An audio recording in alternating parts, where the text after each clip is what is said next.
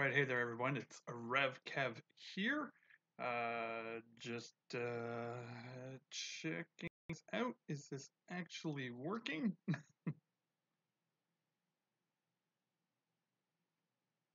going testing this out a little bit. Test, test, test. Hopefully, you can hear me here. My mug, coffee. I don't know about you, but I remember when we saw those first pictures of. So yeah, so I'm. It's just I set things up on my personal channel first before rolling things out on this way. So I figured might as well play around with it and have a nice little coffee break and a coffee chat this afternoon. So on Forbes magazine, written by Scott Mendelson. And if you're familiar with the name, this is a name that comes up a lot in my Twitter feed from a whole lot of you. Get the sense a lot of you don't like this guy. But anyways, to be honest, I've never really read a lot of his stuff before. But this article just came out in Forbes magazine today, basically saying why the success of Captain Marvel is terrific news for Star Wars Episode 9. Why the success of Captain Marvel is terrific news for Episode 9.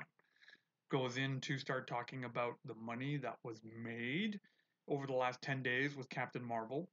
And he says, and this is despite a deluge of folks who attempted to turn Brie Larson's comments about wanting to see a more diverse group of movie journalists covering the movie into accusation that the movie wasn't for white men and that white men wouldn't be invited to early screenings. Interesting comments here. I mean, absolutely, I can see Brie Larson's point when she was on the press tour of kind of, she wants to be promoting more diversity. And anything wrong with wanting to do that? Yes and no. I tend to fall more in the camp of someone's credentials and their qualifications should get someone the job more than gender, skin color, their ethnic background. But I understand there's a tension, and we want to make sure that we're creating environments that everyone is fairly treated. Absolutely. That everyone has got a fair shot at a job, at a position, but at the end of the day, the job should be given based on the merit and the qualifications of the person. And so sure, I get that was what Brie Larson was trying to do, but she did turn it into a jab. Very clearly turned it into a job when she said, I don't care what a bunch of 40-year-old white men thought of A Wrinkle of Time. It wasn't made for you. That's what she said. Quoting. So to say, I don't care what you think, it wasn't made for you, does get people a little bit defensive. It gets people going, well, was this made for me then? Right? Why would I go see something then? Why would I put my money into something that wasn't made for me? Is this made for me or is it not made for me? I need to know. Right? And so that's where the whole lot of the debate came in. So anyway, so he goes on and on, in the article talking about, the money that was made, how it's made 500 million overseas, just under 2 weeks, and despite the fabricated rumor mongering concerning Disney and Marvel's misgivings with the movie. Well, again, this isn't really fabricated. Like, we saw a whole lot of stuff. We saw what Rotten Tomato was doing and how they removed all the reviews and the ability to, to review it and score things. We see there's an influence that's kind of happening here. So it's not completely totally fabricated. So the article in of itself is a little misleading. But hey there, Nico, good to have you here. Thanks for the comment. Yeah, just kind of talking about this article in Forbes magazine here, and he says basically why this is good for Star Wars is he says, look, the trolls weren't able to stop Captain Marvel from making a lot of money, so we don't have to worry about the trolls ruining Star Wars Episode 9. It's kind of summarizing what this Forbes article is about. And again, not quite what the issue is. The issue isn't trolls trying to stop a movie from making money, at least from my perspective. It's, do people want to spend their money on a movie that isn't any good? Like, I went to go see Captain Marvel on opening weekend. My son and I went to go see it together. He thought it was fine. He thought it was mindless entertainment, and it was worth. It wasn't even worth the $15 because he didn't actually pay for it because I paid for it and I had a 2-for-1 coupon. So was it worth the $7? And he goes, yeah, that was worth $7. I, on the other hand, I found the movie boring. Like when it comes to Marvel movies and superhero movies, I feel they didn't try anything new. It was incredibly safe. It was very boring. I didn't find the jokes funny. I like the cat because I like cats. And but it was a boring movie with a boring story with boring characters. That's why I didn't like it. And you can disagree with me and say it was the most exciting movie you've ever seen. I just don't agree with you. I just didn't find it exciting in any way whatsoever. I found it very boring as it pertains to movies, right? And so he goes further in his article here talking about, because of the success, right? He goes, the success of Captain Marvel, which come what may, still won't make as much here as abroad as The Last Jedi, blah, blah, blah, blah. Oh, sorry. Oh, he gets into this whole Wonder Woman thing, and it's like people criticizing that. And the only people I remember criticizing Wonder Woman were kind of more feminist type people who felt it wasn't feminist enough. But correct me if I'm wrong, please. Correct me if I'm wrong. Yeah, Goose the Cat was awesome. Exactly. Um, and it goes into talk, and okay, I give the guy credit here for putting in the article that he says, Carol Danvers and Captain Marvel wasn't the greatest movie, right? He says he actually preferred Wonder Woman, he preferred Alita Battle Angel, he preferred Atomic Blonde, when it comes to female-led movies, and I totally agree with that statement. I liked all those. Actually, I didn't see Atomic Blonde, but I preferred Wonder Woman. I loved Alita Battle Angel. I've gone to that twice now. Such a good movie. Um, but basically, he goes into this article saying that basically Star Wars people are going to see this movie anyways. Everyone's going to go see this movie. So any kind of boycotting, any kind of trolling, any kind of people trying to slam this, it's not going to stop the movie from making lots of money. So don't worry about it. Enjoy the movie because it's going to make lots of money. And again, I think he's missing the point. I think he's missing the point. The reason Star Wars fans are talking about this and trying to hashtag make Star Wars fun again is because the storytelling has suffered. It's not interesting. They've done some stuff, they've made some decisions. The story isn't exciting, the story isn't compelling, the characters don't grip you or draw you back to want to see multiple viewings of it. And I think that is the biggest thing that we're all talking about here is it's not about the money. It's not about how much money these things are making according to this article, but are you telling a good story? And we see it time and time and time again. You can have a bad movie, you can have a boring story, and you can have boring characters and still make a lot of money. Money doesn't mean good movie because we've all seen amazing movies that haven't made a lot of money. There's marketing, there's number of theaters, there's all these different factors that play into it. There's the broad appeal of a certain story.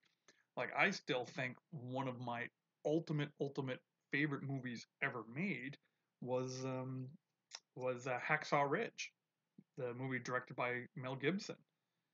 And I don't know many people who've actually seen that movie. I don't know how many people have actually seen that. Hey T, how's it going? Welcome.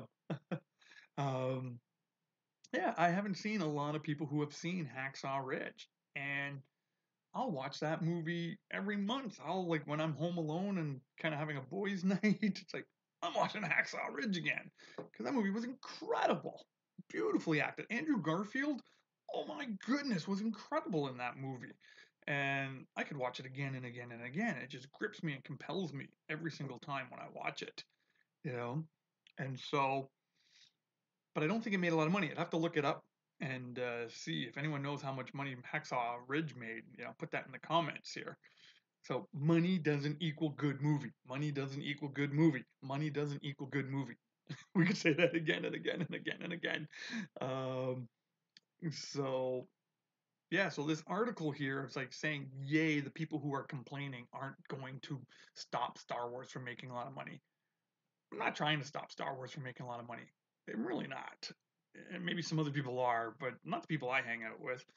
They just want good Star Wars. We just want good story. We just want some good characters. We just want to like, you know, kind of be proud of the shirts, like the clothes that we buy. We've been wearing this stuff and buying this stuff for 40 years, right? Make it good. It doesn't have to be these earth-shattering stories, but man, you got to at least put a little bit of effort into them to make them good. So, yeah, so this is, yeah, fascinating article. If you haven't read it yet, you know what? Let me see if I can find the link to it here, and I'll, Forbes.com. Let me see here. Entertainment. Called again here. Forbes, one of the success of Captain.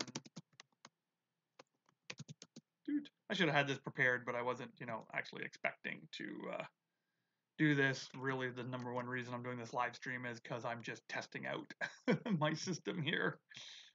So here we go. Let me go here. Let me paste that. There's the article there. If you haven't read the article, you can check it out and see it there.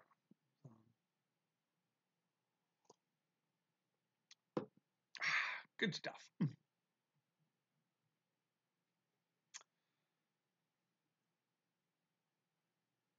So yeah, again, this is the kind of stuff that I love talking about.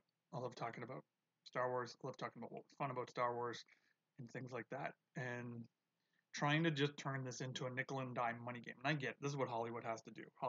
It's about the money. They got to make money or they're not going to make these movies. I get it. But to sit there and say, you know, good thing Captain Marvel made lots of money because it put the trolls in their place. They're not trolls. They're people who just want a good story. They're people who are so invested in the MCU that they want good stories. They don't want some political thing, some ideology thing disrupting the story. They want to see their heroes. They want to see their superheroes, you know, be part of a good, compelling, exciting story, right? And so to sit there and say, "Yay, just do whatever you want because what we say online doesn't matter," I would disagree with that. I would actually disagree that what's being done online doesn't matter. People argue whether or not the backlash from The Last Jedi had an impact on Solo or not. I personally think it did. I didn't boycott it. I went to go see Solo on opening weekend. I liked it. It was fun. I enjoyed it. But it wasn't great. It was forgettable. Um, to be honest, I don't think I can name a single character's name apart from Han Solo, Chewbacca, Lando Calrissian, and Kira. Was it Kira? Kira. I think that was her name. I don't know anybody else's name. Every other character was forgettable, and most of them died anyways. I don't remember what the teenage girl's character name was. I don't remember what Woody Harrelson's character name was. Like, it was just very forgettable. Yeah. Oh, and Darth Maul. Was happy to see Darth Maul back. Because wrong side. Darth Maul. Yeah, is awesome. um, and again, I think people just weren't interested in it. Disney already killed Han Solo, so who cares about a new Han Solo trying to reboot him in their own image or whatever? It just didn't work. It just didn't fly. So I do think it had an impact. I do think, like, let's put it this way: if discussing movies online doesn't have an impact on how much money a movie makes, then why do we have so many websites that are dedicated to it? Why have Rotten Tomatoes? Why have all these movie critic, score keeping websites? Like, we know for a fact, these websites do have a direct impact on how well a movie does, or there wouldn't have been so many changes to Rotten Tomato leading up to the release of the movie, right? Because we know these scores, like, why have all these movie reviewers writing articles and putting their opinions out on websites and newspapers and magazines if it doesn't somehow impact the movie, right? Why pay these people? so so kind of the argument that this guy's making is kind of illogical because this person is paid to review movies and to tell us his opinion of them. And hey, if it doesn't matter, then why write all this big article for a magazine like Forbes magazine, a business magazine, a stockholder invest your money here magazine? Yeah. So yeah, yeah, clickbait, exactly. I was 21 in 77 and one of the nerds that stood in line for hours. That's awesome. My how old was I in 19? I was 6 in 1977, and I was one of the nerd kids. And my dad dragged me to go see Star Wars in 1977, and been wearing Star Wars T-shirts ever since.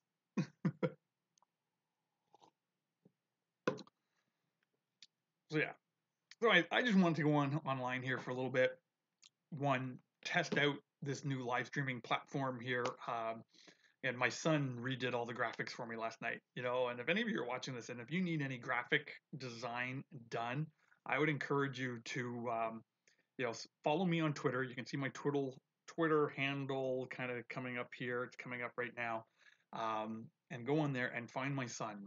My son on Twitter is Cam Presso, CAMPRESSO, all one thing. So at Cam Presso. You know what? Let me just do that right here. We're gonna go at Cam Presso. If you need any kind of graphic design stuff, he's building his business, he's building his portfolio, he gives a good rate.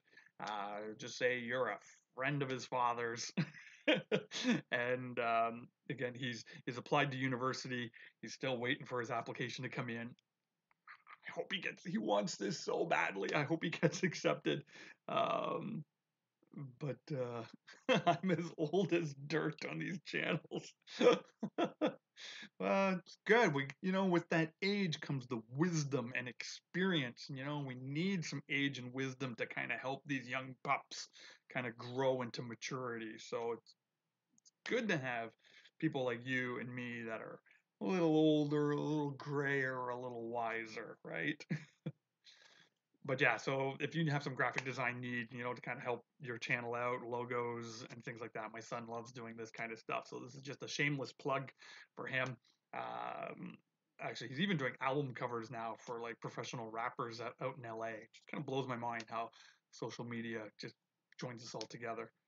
So yeah, so that's what I wanted to test out. I'm using OBS Studio to do this, playing around with this tool. Um, Love how the look and feel of it is coming out, and we're going to be rolling this out more and more at work here. So I'm excited about that. So I'm just doing a quick test here on my phone here, seeing on how this is playing out. Hopefully, hopefully the resolution is good. Like, is for those of you who are watching it, yeah, let me know if it's the quality is good and because I'm still kind of figuring things out. I'm playing around with, especially the microphone. I know I played around with some stuff yesterday, and the microphone quality wasn't good, so I've changed that since. Um, so yeah, so that what time is it now? It's 3:40. Interesting though, on here I don't see. Does it have how long I've been streaming? Oh, there we go. Yes, been streaming for 20 minutes. Coffee break is almost over. 10 more minutes, and I need to go back to work. Which, here's the beauty of it. I don't need to go back to work. I'm the boss. But I want to be above reproach, being a good steward of the resources that people pour into this organization. So, no, I work really, really, really hard. Yeah. It takes 30-40 for a chat to pop up in your stream tabs. 30-40. Interesting. What, 30-40 seconds before it pops up in there? So you see it live pop up on YouTube first before it pops up on that window. Yeah, so this window I've been playing with, so there's a feature in here where it's literally just taking the code of a web browser link for this live stream, and then it's running it through a CSS formatting file so that it kind of fits the look and feel on here too. So cool. So it looks and sounds good. Hey, thank you. Appreciate that feedback. I'm using a Logitech webcam camera that I've got just mounted on top here, on top of my on top of my laptop, and I'm actually just using the laptop internal speaker right now. But I'll probably end up picking up a better microphone for that. Especially, I want to start live streaming more the painting of the miniatures that I'm doing, because surprisingly, that's still my biggest viewed video, and it's the one that gets the most views, and it's still getting views, and I haven't done one in a couple of weeks. So definitely got to get back into that. And I am working on the Captain Rex stuff. Just found out that Clone Wars is being removed from Netflix. So oh my goodness, that was heartbreaking when I saw that. So I've been putting off picking up Clone Wars on Blu-ray because it was on Netflix. So I guess I'm just going to have to pick that up. So, so happy birthday to me. My birthday's in April, so when it cancels, I'm gonna pick that up so I can prepare that. I'm working on some green screen stuff, and I gotta get the beard to grow in. I had a thicker beard before, but I wanted to look pretty for my 20th wedding anniversary, so I shaved the beard off. So it's taking a while. My beard grows really, really slow. Um, so yeah, so it's kind of cool. Like, so I've been playing around. There's different ways to, you know, do this OBS studio, and I'm playing with all the different screens, and so it's exciting. So yeah. Yeah, well, I'm looking forward to doing the reviews as Rex too. It's gonna be a lot of fun. I was working on my costume a little bit more. I got a few little tweaks that I want to do on it still, but I just love wearing the costume, and it's just Rex is just such a great character and so much fun to play when I go to different cons and different events. So should be a lot of fun.